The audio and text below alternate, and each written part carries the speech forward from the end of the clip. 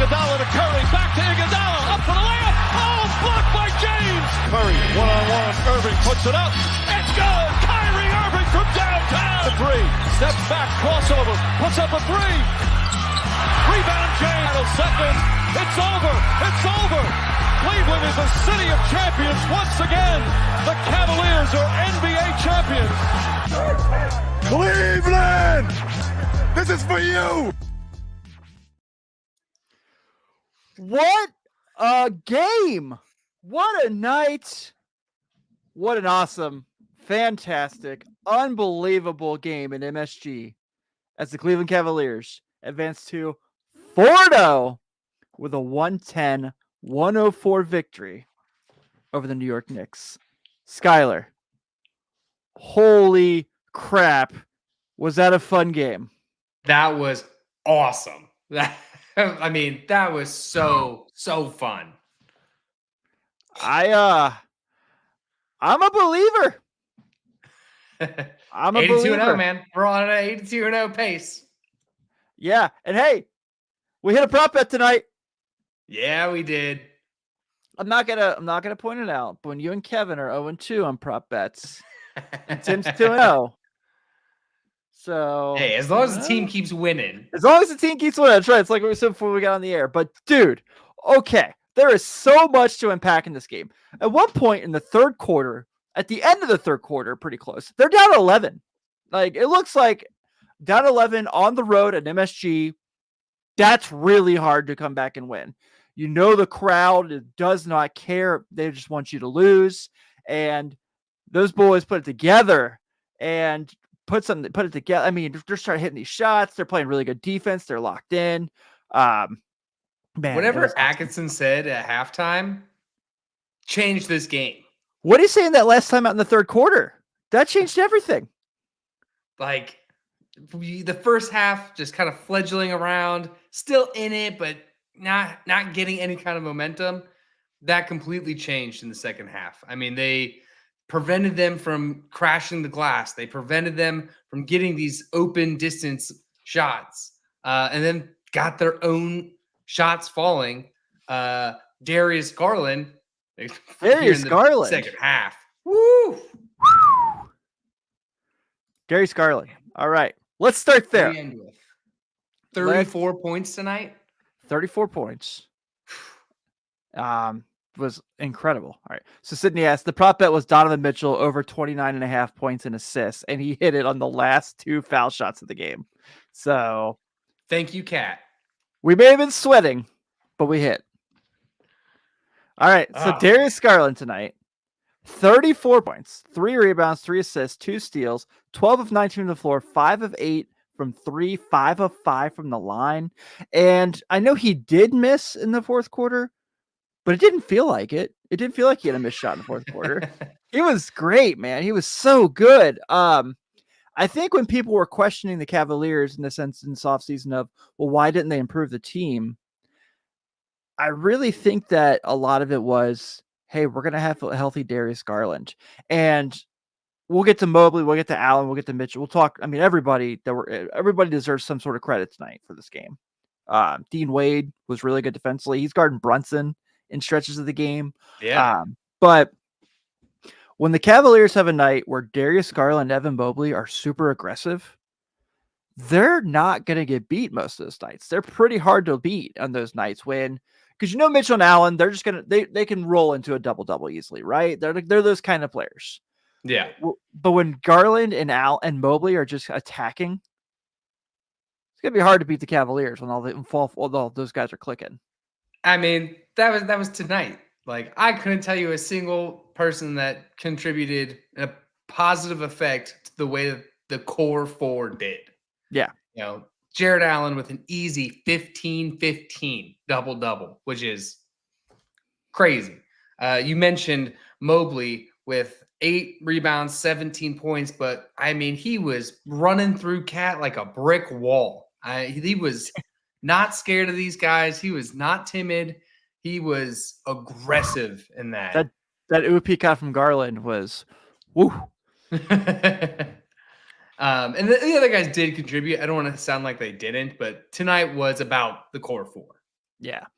When the going gets tough, those are the guys you can lean on. And I know it was the first time that Ty Jerome didn't have. I mean, Ty Jerome only played 6 minutes tonight, and if you look at the clock, Levert and Sam got over 20 minutes. George got 14, but they didn't. I mean, Kenny didn't go to the bench a whole lot tonight. He kind of relied on the starting five, and specifically the four, because if you look at it, all four of those guys played over 30 minutes, and they took it home for him, man. So you mentioned Mobley, 17 and 8, 3 blocks again.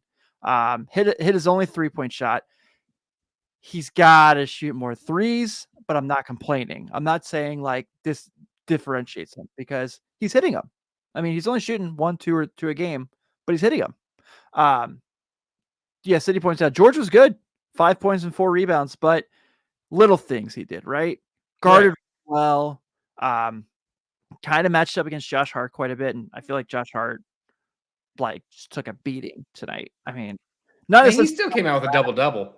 Yeah, I'm not talking crap about Josh Hart. That dude's tough as hell. But I feel like every few minutes he was on the floor. Well, if you look at it, Tibbs really did a 6-man rotation. Yeah. It was Josh Hart, Mikal Bridges, and then OG, Brunson, McBride, and Towns. Yeah. I mean, everybody else, they had Payne in there for 10. Ariel was only got 12, but he went with a 6-man rotation, which I know we kind of alluded to. That's what Tibbs is. I make fun of it all the time. Yeah, he will run. Your joke last week was hilarious. I'm surprised he has a 6-man of the year candidate, because I didn't think he knew what a 6-man was. It's very rare I make a really funny joke. I got to tap myself on the back for that one. That was a good one. Yeah. We had a really good comment on our last episode that I wanted to bring up, because it's really fitting for tonight's game. It was a listener by the name of Great 202, and he said, "As a Cavs fan, I still believe a healthy Knicks and a healthy Sixers are still better. Until we can beat them, I have them 4 and 5 in the Eastern Conference." And I'm not here to say that our take is wrong, because I think that's 1,000% a completely fair way to look at things. I think that's rational, and I have no issues with it whatsoever. But I think tonight, although I don't think tonight changed it, because it's the 4th game of the season and there's still a lot of work to do, I think tonight has to make you feel pretty good about how they match up with teams like the Knicks. And I understand the Knicks went cold, but I don't think the Knicks just were missing wide open shots. Like, the Cavs were missing wide open shots pretty early in the game. Yeah. But I feel like the Knicks really played pretty well. And I think that Cavs just were better than them down the stretch. Now, this isn't me coming on here and saying the Knicks don't want to play the Cavs in a series, because I still am at the point where I don't know how that's going to go when all these guys learn how to play together in New York. I think it's very, very evenly matched. But I do also think that I feel a little better about, and I said I think the Cavs will go to the Eastern Conference Finals, but I feel pretty good, even a little better now about that prediction. I mean, I feel good against New York. The comment alluded to a healthy Sixers, and I think that would be a challenge, because Maxey, Embiid, and Paul George, that's a pretty good 1, 2, 3 combo. Yeah.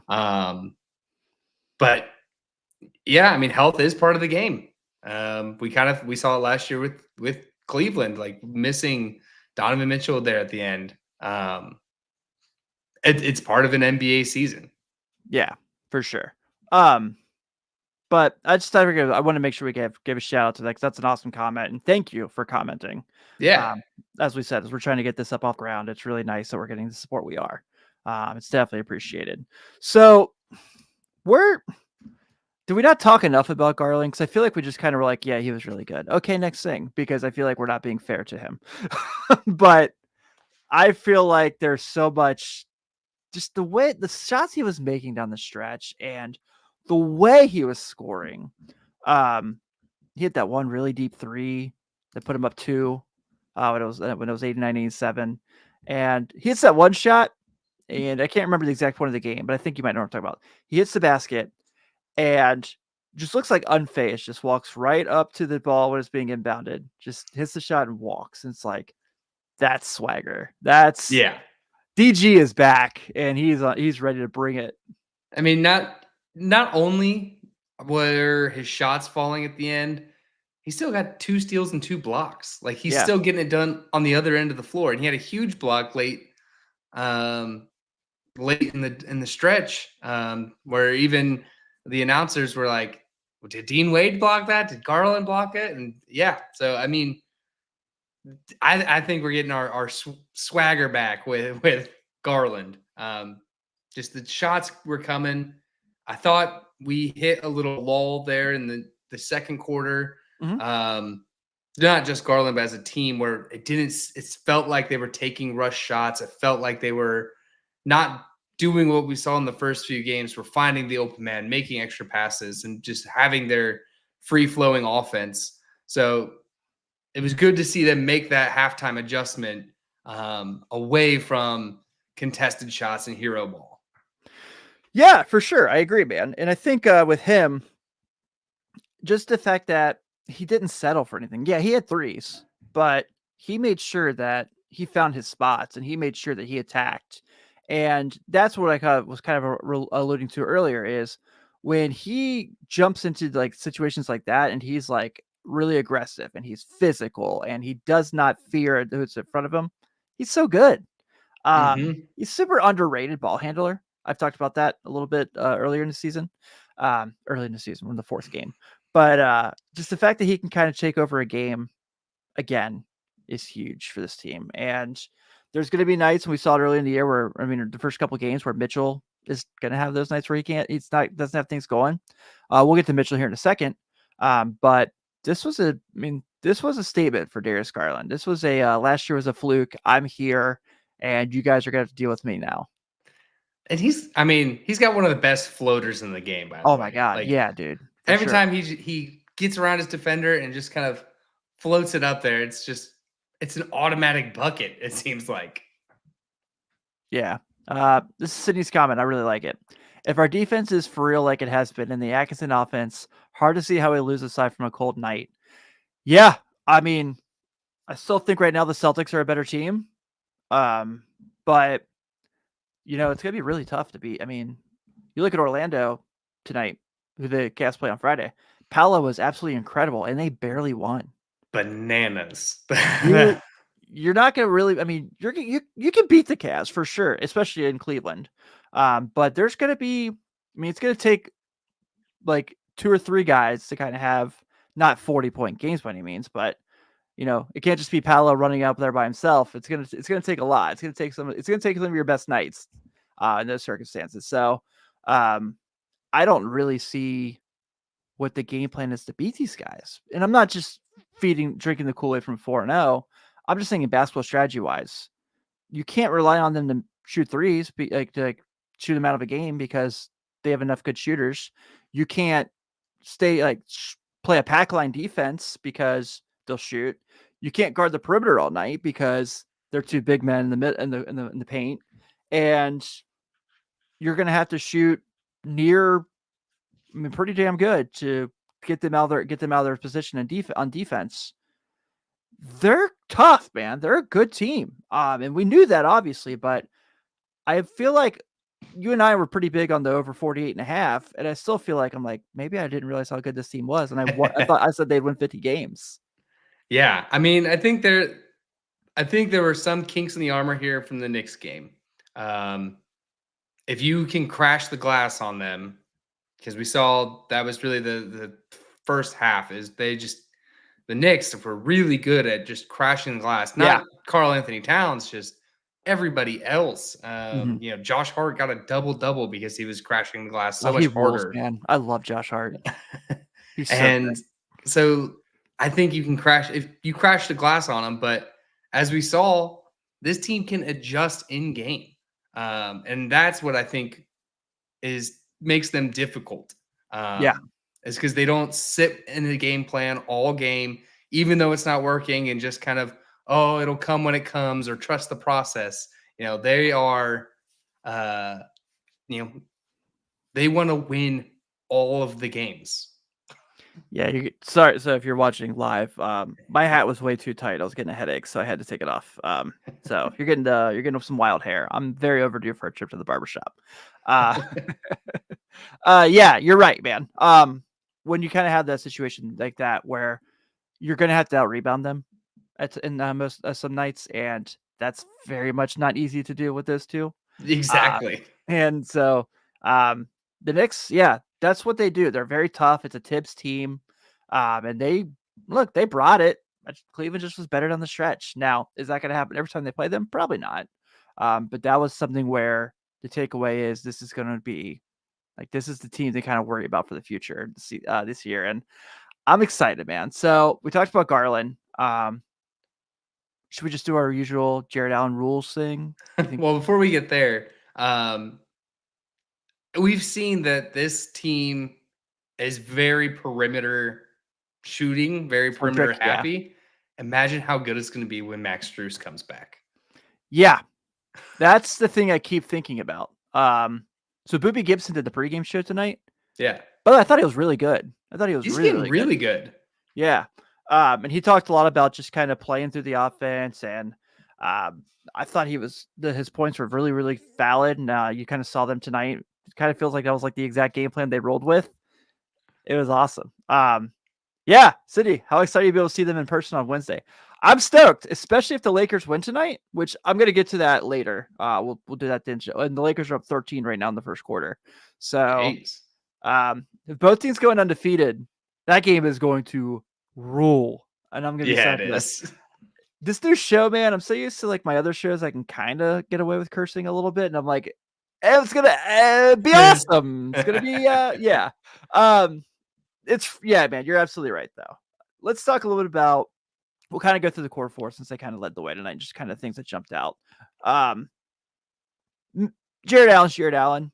I think we're running out of ways to say how awesome he is. Like I said the other day, I knew how good he was. I knew he was really good, and I still didn't know how good he was. And that's not to say I wasn't watching Jared Allen. That's not like the bandwagon Cavs fan talking. It's just that I underrated the heck out of him. I knew he was this really good rebounder who could really protect the rim and was really physical in the paint. And he's definitely shown that times 10. Just the way that he's kind of dictating the rim. You know, you got to get through him to get to the rim, and that's not easy to do, obviously. He's not as athletic as Mobley, but he's still pretty awesome. And what he's doing tonight for this team is, I should say the season so far is unreal. Well, he's making it hard on, the opposite center. Cat got into such foul trouble just trying to either guard, trying to box out Jared Allen. And that was a kind of a key point that we brought up last week was, are they even going to put Cat in the paint with Jared Allen? Because Jared Allen's probably going to win that battle. Yeah. He did. Cat still had a double-double. Cat still had a quiet night, though. Yeah, I don't want to say that, it's not possible they wouldn't just catch the Knicks at the right time of the year, because this is probably going to look much different in a couple months. But I do want to make sure I don't want to take credit away from how well the Cavs played tonight. Realistically, if you think about Mobley, probably had to play the game when, let me see the gentleman's name. It's slipping my mind. I'll get it real quick. You got 6 names to choose from. Right. Yeah. So, and I'll probably butcher this one. It was number 55. So it was, what's it? Hukporty? Sydney, I don't know if it was Ariel or Ariel. Ariel Hukporty. Yes. Okay. We're going to give it our best try there. But he has that dunk on Mobley. If Mobley makes like Austin Carr said in the broadcast, if Mobley walks away from there and makes a business decision, that's 2 points and changes everything. Ariel, thank you, Hunter. Shout out Hunter Martin in the chat. Yeah, we're just gonna call him Ariel. That's what we're gonna do. But the fact that Mobley contested it did get dunked on. Call it what it is. But the fact that Ariel grabbed his arm, that changes just about all of it. Yeah, these guys just came up real clutch at the end. Garland hitting his threes, Mitchell hitting his shots, the free throws at the end, getting Cat out of there with foul trouble. Obviously that was like 4 seconds left, but still, I mean, Tibbs had to put Ariel in because Cat's in foul trouble.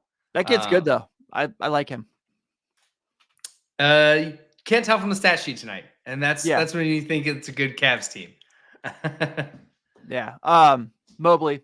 So took him a while to take his first shot in the game, which was kind of surprising. But when he did, thought he played really, really well offensively. So 7 to 12 from the floor, 8 rebounds, obviously. Only 1 turnover tonight.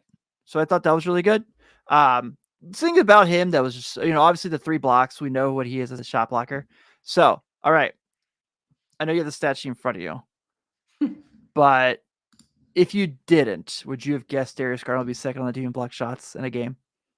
No. Right. Yeah, absolutely not. But with Mobley, the fact that he is just where he's like kind of jumped to, we talked about the Evan Mobley surgence, the Evan Mobley leap. Mobley and Paolo kind of both making this leap at the same point in the year. It's unbelievable, by the way. I've kind of said a million times, like, I need him to shoot threes. I said it earlier in the show. When I say I need him to shoot threes, I'm not saying go shoot 5, 6 a game. Because the way he's playing right now, he doesn't necessarily need it, but it's a nice weapon to have. At some point, people are going to guard him on the perimeter, and that's going to open the Cavs offense up even more. Yeah, that's opening up for cutters. That's opening up for Jared Allen. There's so many more things. He only took 1 tonight, and yeah, he doesn't need to take 5 or 6, but no, give me 3, give me 4. Yeah. And he can hit them. Like he can hit them. Yeah, he can hit him, and I think that's really jumped out. And then before we get to Wednesday, Mitchell and the superstar that he is, and also slow start, and then went did Mitchell things. So 25 and 5 tonight, 9 of 17, hit our prop bet. Most importantly, yeah, Ari, I just believe they say he's from Germany. I mean, Tibbs finds these weird dudes and just like, you can play basketball, and like does that. Omar Sheik was like a huge one for the Bulls. Yeah, people know who I'm talking about. What was the Schroeder kid? Dennis Schroeder. So he wasn't a Tibbs guy, but he literally in Germany, he's Jalen Brunson. Like he's that big over there. That's probably underselling him. No, he was a Hawks player. He played for Bud in Atlanta. Yeah, I thought he maybe sunk up with Tibbs somewhere after Atlanta, but it's inevitable. It's going to happen at some point. But yeah, yeah. Once they get him off, sorry, Brooklyn. So with Mitchell, what we've seen from him the last 2 games has been what we expected. I know when Sydney was in the chat after the Detroit game, she wasn't necessarily explaining that she thought Donovan Mitchell was going to have a bad year, but she was like, I'm more comfortable right now with Allen and Mobley than I am Mitchell and Garland. And since then, the fact that Mitchell's had a 30-point game, a 25-point game, and Garland did what he did tonight. What we've kind of been talking all along is what happens when these 4 guys are kind of hitting their stride all together at the same time. We're getting early glimpses of it. Yes, it's the 4th game of the year, but what Donovan Mitchell is bringing these last 2 games makes you feel really good, especially these next 4 games after this. LA, Orlando, Milwaukee. And I know Milwaukee hasn't been necessarily really good so far, but they're still dangerous. If this is the Donovan Mitchell we're getting to there, I'll put this team against anybody in the league. I feel really good that Mitchell's not where we expect him to be. That's scary, right? Yeah. And like, you don't need Donovan Mitchell to take over a game to win. He's contributing at a high level, and he's getting to the I can take over and win. But I feel really good about this team that we're not reliant on Donovan Mitchell. This team doesn't go as Donovan Mitchell goes, type of thing, which we saw a lot with the LeBron teams, or really, the LeBron teams. There's just like, whenever I feel like I just need something to really just pep my spirits up, I look at the 07 Cavs and be like, he took that team to the finals? I feel that way about a lot of the Cavs teams outside of Kyrie. Yeah. I mean, that 18 took team, George Hill to the finals. Larry Nance Jr. started in the finals.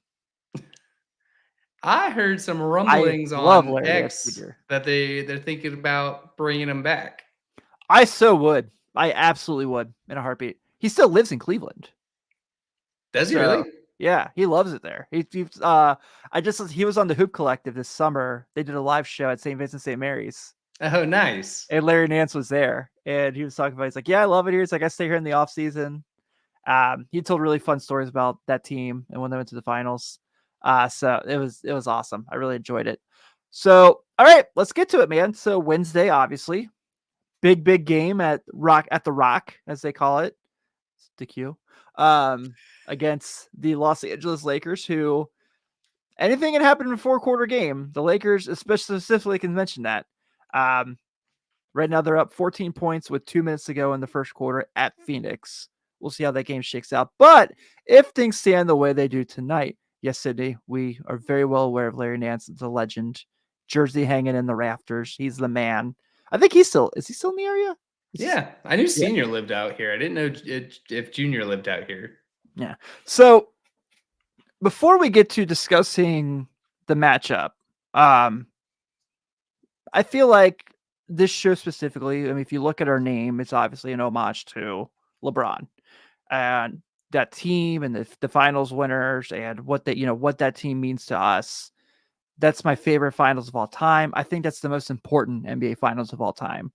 And I can explain that in another day. But other than the finals, favorite LeBron Cavs moments. I loved destroying and crushing the Raptors' playoff dreams every year. Yeah, That was always fun. really fun. Yeah, he would get to the board. He'd shoot left-handed some games. Yeah. Those were fun where he would just take over, in the finals and just crush Kyle Lowry and DeMar DeRozan, who I have great respect for as players. But it was always fun to see this hopeful team just meet that brick wall, which is kind of like the what they always tell about the Jordan 90s era. It's like, oh, you just hit the Jordan brick wall. It was kind of cool to be on the other side of the brick wall for those years. Yeah. The last one specifically in 18 is the best when they're up 2-0. They go to Cleveland for game 3. The Raptors fight into the game 3 and they make it really close. And then he ends the game with that. He's like running and hits the floater. Yep. The running floater. Yeah. That was awesome. And people took God's Plan by Drake and played made an 0-2 into an 0-3. It's like, that's fantastic. Detroit 25 in a row in the fourth quarter in overtime to lead into the finals is obviously one that I'll always remember because that was kind of like he is who we say he is moment. Yeah. I'll never forget that. And then I know they lost the series, but the shot in 09 against Orlando is there's so many LeBron Cavs moments, notwithstanding the NBA Finals trips, that we can sit here and talk about. But those are ones to me that I'm just like, I'll never forget. One more, you can throw another one in there if you want. Excuse me. Is after Dikembe broke his face and he went out there in the mask and just went crazy. Oh, yeah. Yeah, that's super underrated one. I love they named it the play Chicago, where they threw it to LeBron in the corner and he drains that three and just Jimmy Butler, the Chicago Bulls, Jimmy Butler just heartbroken. The story of that is even better than the shot when you kind of go into how Blatt called the play and LeBron was like, no, absolutely not. All right, let's get to the Lakers. So I don't know how much of the Lakers you've watched. I have somehow watched just as many Lakers games as I have the Cavs. Wild. Yeah, dude. Junkie. Literally junkie. I'm really impressed with what they've done so far. And I really do think this is real. I don't think this is a thing where you get film on them and people are going to catch up to them. I really believe they're a really good team. I want them to win tonight because I really want to have that atmosphere of 2 undefeated teams Wednesday night in Cleveland. I just want that to be awesome and I want to be there. So obviously you know where it starts. LeBron and AD. Those are the two and no other way around it. Those two, what they do, the team goes to, and you just saw that game in Sacramento where LeBron goes nuts in the fourth quarter. That was unbelievable. And Yeah. Davis so far this year has been unstoppable. Feels like an MVP. Yeah. I still don't know who Cleveland throws out there. We're talking about a guy who's going to be 40 in a couple months. I don't know who Cleveland has guard him. I don't. It's going to be Got to multiple. be Mobley. See, that's the thing, because you can say, well, Jared Allen will guard Anthony Davis, and that's fair, but Davis is so athletic and fast and can shoot from everywhere, where I'm like, is Mobley a better matchup for Davis for the sake that Davis can play on the perimeter? And that's kind of where Mobley, especially as a defender, because yeah, I understand where you're coming from. Athletic wise, you probably have to put Mobley on LeBron. But if you do, are you at a disadvantage with what Anthony Davis can do? I think it might be one of those things where you give it to Davis on the corner or on the perimeter and just let him take it. You'd rather that than him coming in on the paint, or LeBron doing the greatness of LeBron things. That might be a feather that you have to part with to put in their cap. It's a pick your poison. And it's what every team deals with. So we're not saying anything jaw-dropping or breaking, No. But it is a situation where you have a lot to deal with. And I'll tell you what really jumps out to you about the Lakers and the difference from this team from last year. How good the role players have been. D'Angelo Russell isn't necessarily shooting well, but if you watch their games, I like how he fits in the JJ's team until he's traded in February. So he's wearing a Chicago Bulls jersey in February. But Austin Reeves, who everyone knew was good, is really good in the system. And then Rui Hachimura has been awesome. I love Rui. I loved when they traded for him last year. I was like, damn, that was such a good move by the Lakers. Yeah. That had to make up for the Westbrook trade with the Wizards, getting Rui. So they're already talking about him getting cut. He's been really bad. Really bad. That team's not good. I don't believe in the Nuggets at all. I watched like a couple of those games, and it's yeah. This is another one City talks about. Don't connect. Holy crap. Unbelievable. Who let that happen? This draft wasn't deep. How did he drop that far? I didn't get to watch a lot of him in college, but I've seen the few Lakers games, and it's like, we talked about Tyson maybe being the steal of the draft. I think he's the steal of the draft. Yeah, he is for sure. I do like Tyson, but Tyson's not quite there yet, and I do think he'll get there. I really do. But I don't know if you can play Tyson in this game. You can play Connect probably 25 minutes in this game. Yeah, I mean, I think we have a better guard matchup. I think Garland and Pure Water. Yeah, of course, Mitchell and Garland. Yeah, I think Garland and Mitchell have an edge on Lakers. And Russell, yeah. I don't know if you can say the same about the forwards. You can't, and that's not a knock on those guys either. But Dean Wade guarding Rui. Actually, I do like that matchup. I think Dean Wade can guard him. That one, but the other two. Yeah, the rest of it is where it gets really fun. The first ballot Hall of Famers. That's where the game's going to be won. Really, it's not Mitchell and Mobley versus LeBron and Davis. It's Allen and Mobley versus LeBron and Davis. Is where the game's going to be won. It's going to be fun. But I think the Cavs are deeper. Realistically, I think their bench is better. And it's not to say that I think the Lakers have a bad bench. I just think that that's going to be something that could really be beneficial to the Cavs to winning this game, and they're probably going to need it.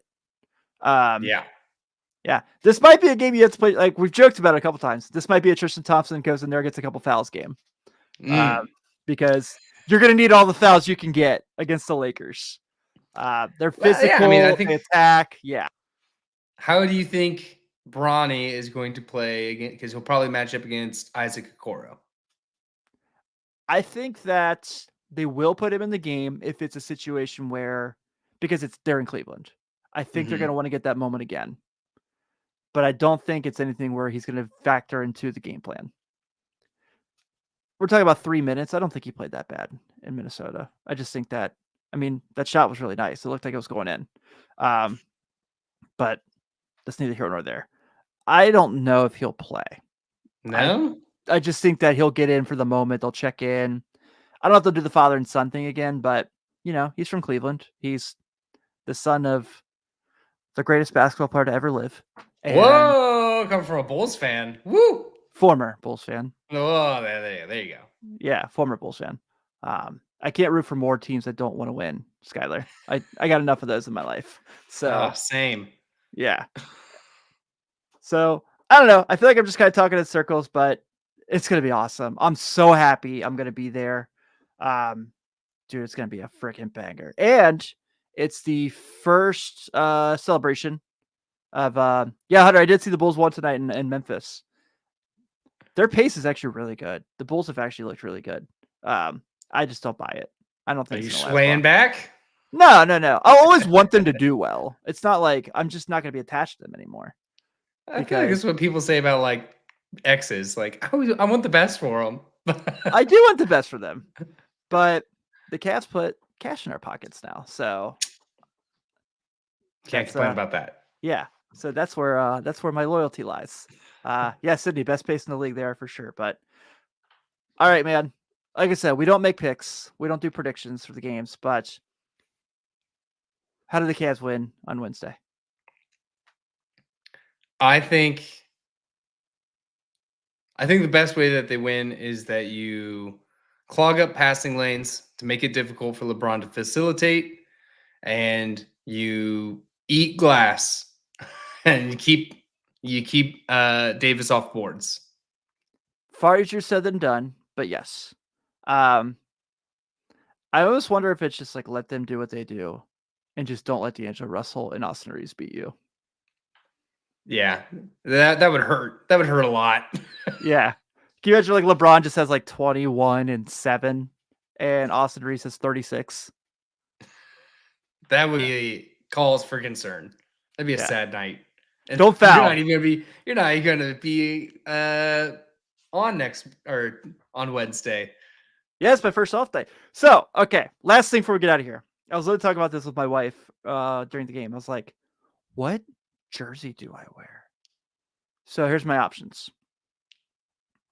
I got obviously LeBron Cavs jersey. I've got the rookie year jersey, which I've worn on the show. I've got the jersey from the block. But I also, of course, have a Lakers LeBron. But I think I settled on Team USA LeBron jersey from this year. No one can be mad at you if you're wearing a USA jersey. This is America. Nice neutral. Yeah. Nice neutral. I like it. Yeah. I'll have my Cavs hoodie on, so obviously you'll know where my loyalties will lie. But I can't go to a Cavs game that LeBron's playing in Cleveland and not show love. It's not allowed. Yeah, I mean, he will have a statue outside that stadium. Hopefully, it looks better than Dwayne Wade's. Oh, anything looks better than that. I put it on our Twitter. I was like, they buy that on Temu? Jesus. Do you think that LeBron, like the Heat, were like, "Hey, LeBron, you're gonna have a statue here too," and he went, "No, thanks, I'm good." Nope.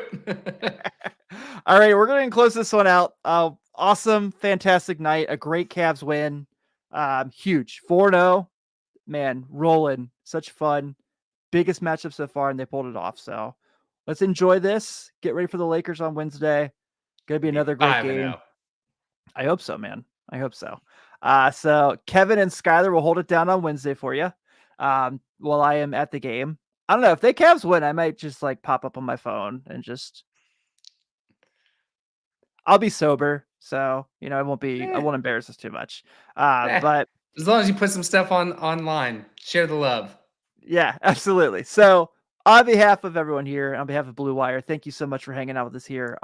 Once again, if you haven't already, your podcast app of choice, we are on there. Give us a subscription to review. Follow us on YouTube. Please comment on the videos. We love your comments. It helps us out. It means so much to us. And on behalf of Skylar Webker, Kevin Lynch, and Darius Garland, this is Tim Daniel, and we'll see you Wednesday night. Go Cavs.